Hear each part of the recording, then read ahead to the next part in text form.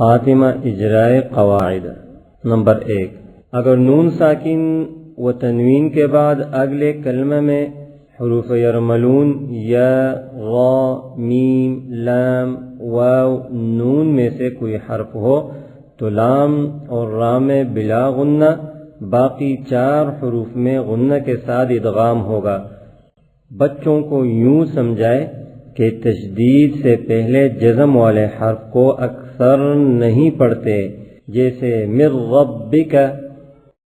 Number 2، تنوین کے بعد حمزہ وصل ہو تو وہاں ایک نون کے نیچے زیر لگا کر اگلے حرف سے ملاتے ہیں اور تنوین کی جگہ صرف ایک حرکت باقی رہ جاتی ہے، اس کو نون قطنی کہتے ہیں۔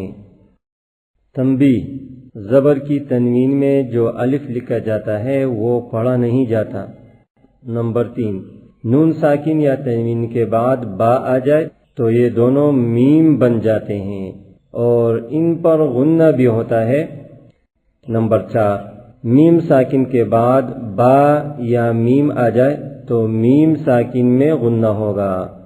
نمبر 5، لفظ اللہ کے لام سے پہلے زیر ہو تو لام باریک ہوگا، جیسے بسم اللہ، اور اگر لام سے پہلے زبر یا پیش ہو تو لام موٹا ہوگا، جیسے اللہ، نار اللہ، جزاء، جیم زبر جا، ز الف زبر ز، جزاء، حمزہ 2 زبر ان، جزاء،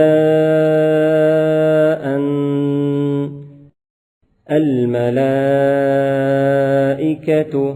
حمزہ لام زبر ال، میم زبر ما، الما، لام کڑا زبر لا، الملا، حمزہ زیر ای، کاف زبر کا، الملائکہ، تا پیشتو، الملائکۃ، انا اعطینا، حمزہ نون زیر ان، نون الف زبر نا، انا، حمزہ عین زبر اع، طایا زبر طی، انا اعطی، نون الف زبر نا، انا اعطینا، الینا ایابہم۔ پورا ویڈیو دیکھنے کے لیے سجسٹڈ ویڈیو لنک پر کلک کریں۔